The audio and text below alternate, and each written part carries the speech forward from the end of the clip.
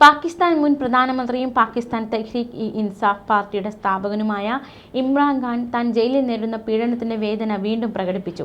രാജ്യത്തിന്റെ ചരിത്രത്തിലെ ഏറ്റവും കഠിനമായ ജയിൽ ശിക്ഷയാണ് താൻ അനുഭവിക്കുന്നതെന്ന് അദ്ദേഹം പറഞ്ഞു. ജയിലിലെ അനുഭവത്തെക്കുറിച്ച് ഒരു പോസ്റ്റ് ഇമ്രാൻഖാൻ എക്സ് അക്കൗണ്ടിലൂടെ പുറത്തുവിട്ടു. ജയിലിൽ നൽകുന്ന സൗകര്യങ്ങളെക്കുറിച്ച് ഇമ്രാൻഖാൻ ഗുരുതരമായ ആരോപണങ്ങളാണ് ഉന്നയിച്ചത്. തനിക്ക് നൽകുന്ന വെള്ളം വളരെ വൃത്തിഹീനവും മലിനവുമാണ് എന്നാണ് ഇമ്രാൻഖാൻ പറയുന്നത്.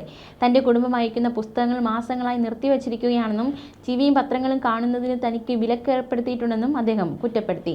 പഴയ പുസ്തകങ്ങൾ വീണ്ടും വീണ്ടും വായിക്കുകയാണ് താനെന്നും പക്ഷേ ഇപ്പോൾ അതും നിലച്ചിരിക്കുകയാണ് എന്നും ഇമ്രാൻഖാൻ പറഞ്ഞു. ബ്രിട്ടനിൽ ചാൾസ് മൂന്നാമൻ രാജാവിനെ സന്ദർശിച്ച് പ്രധാനമന്ത്രി നരേന്ദ്രമോദി. ഇംഗ്ലണ്ടിലെ നോർഫോക്കിലുള്ള സാൻഡ്രിംഗോ എസ്റ്റേറ്റിലാണ് കൂടിക്കാഴ്ച. ഏക് പേഡ് മാ കെ നാം എന്ന സംരംഭത്തിന്റെ ഭാഗമായി പ്രധാനമന്ത്രി ചാൾസ് മൂന്നാമന് വൃക്ഷത്തൈ സമ്മാനിച്ചു. ചാൾസ് മൂന്നാമനുമായി കൂടിക്കാഴ്ച നടന്നു. വിവിധ മേഖലകളിൽ രാജാവുമായി ചർച്ചകൾ നടത്തി. യോഗ, ആയുർവേദം തുടങ്ങിയവയുമായി ബന്ധപ്പെട്ട് ആഴത്തിൽ ചർച്ച നടന്നു. കൂടാതെ ഇന്ത്യ-UK സ്വതന്ത്ര വ്യാപാര കരാറിനെക്കുറിച്ചും കൂടിക്കാഴ്ചയിൽ ചർച്ചാ വിഷയമായി. ഇരു രാജ്യങ്ങളും തമ്മിലുള്ള വ്യാപാരം, വിദ്യാഭ്യാസം, ആരോഗ്യം, നിക്ഷേപം എന്നീ മേഖലകളിൽ ചാൾസ് മൂന്നാമനുമായി സംസാരിച്ചുവെന്ന് പ്രധാനമന്ത്രി പറഞ്ഞു. സ്വതന്ത്ര വ്യാപാര കരാറിൽ ഒപ്പുവെച്ച് ഇന്ത്യയും UK-യും. പ്രധാനമന്ത്രി നരേന്ദ്രമോദിയുടെ ദ്വിദിന UK സന്ദർശന വേളയിലാണ് ഇരു രാജ്യങ്ങളും കരാറിൽ ഒപ്പുവെച്ചത്. ചരിത്രപരമായ കരാറിലാണ് ഇരു നേതാക്കന്മാരും ഒപ്പുവെച്ചിരിക്കുന്നത്. മോദിയുടെയും UK പ്രധാനമന്ത്രി സ്റ്റാമറുടെയും സാന്നിധ്യത്തിൽ കേന്ദ്ര വാണിജ്യമന്ത്രി പീയൂഷ് ഗോയൽ, ബ്രിട്ടീഷ് വാണിജ്യമന്ത്രി ജൊനാഥൻ റെയ്നോൾഡ്സ് എന്നിവർ കരാറിൽ ഒപ്പിടുകയായിരുന്നു. 2030ഓടെ ഇരു രാജ്യങ്ങളും തമ്മിലുള്ള ഉഭയകക്ഷി വ്യാപാരം $12,000 കോടി വർദ്ധിപ്പിക്കുന്നത് ലക്ഷ്യമിട്ടുള്ള കരാറാണിത്.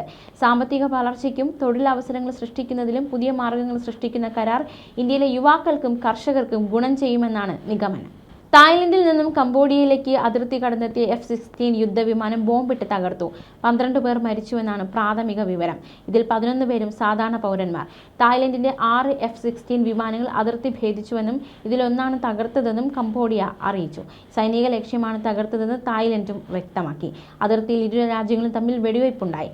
കംബോഡിയയുമായുള്ള അതിർത്തി അടച്ചതായി തായ്ലൻഡ് വ്യക്തമാക്കി. അതിർത്തിയിൽ നിന്ന് ആയിരങ്ങളെ ഒഴിപ്പിച്ചു.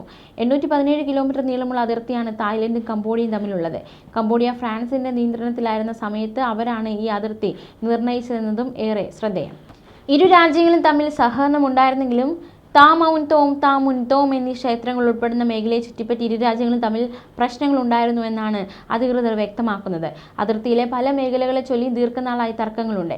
കംബോഡിയയും തായ്ലൻഡും ലാവോസും കൂടിച്ചേർന്ന എമറാൾഡ് ട്രയാങ്കിൾ എന്ന പോയിന്റിന് സമീപമുണ്ടായ വെടിവയ്പിൽ കംബോഡിയൻ സൈനികൻ ഈ വർഷം മെയിൽ കൊല്ലപ്പെട്ടിരുന്നു. ഇതോടെയാണ് സംഘർഷമുണ്ടായത്. ആ സംഘർഷം ഇപ്പോഴും തുടരുന്ന സാഹചര്യമാണ് ഉള്ളത്.